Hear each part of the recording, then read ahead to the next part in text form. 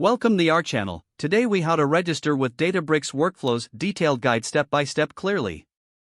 To register with Databricks Workflows, start by navigating to the Databricks website. Locate and click on the Sign Up button at the top right corner of the home page. Fill in the required fields including your name, email address, and organization. Choose a secure password and confirm it in the designated field. Once all fields are completed, click on the Get Started button. Check your email for a verification link from Databricks. Open the email and click on the verification link to confirm your account. After verifying your email, return to the Databricks login page.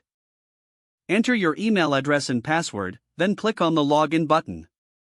Once logged in, you will be directed to the Databricks workspace. Locate the Workflows section on the left-hand navigation pane.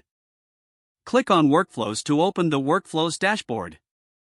To create a new workflow, click on the Create button. Select the type of workflow you wish to create from the drop-down menu. Fill in the required details for your workflow, such as name and description. Set the necessary parameters and configurations according to your project needs. Once you have finalized the settings, click on the Save button. Review your workflow configuration in the dashboard to ensure everything is correct. You can initiate the workflow by clicking the Run button. Monitor the workflow execution in real time using the dashboard. After completion, you can review the logs and results to ensure successful execution. Your workflow is now registered and ready for use in Databricks. If the page does not load, refresh the browser or try again in a private or incognito window. Make sure you are using the correct email address, then retype it carefully to avoid small typos. If your password is not accepted, use the Reset option and create a new strong password you can remember. Check your spam folder for verification or security emails, then complete any requested confirmation steps.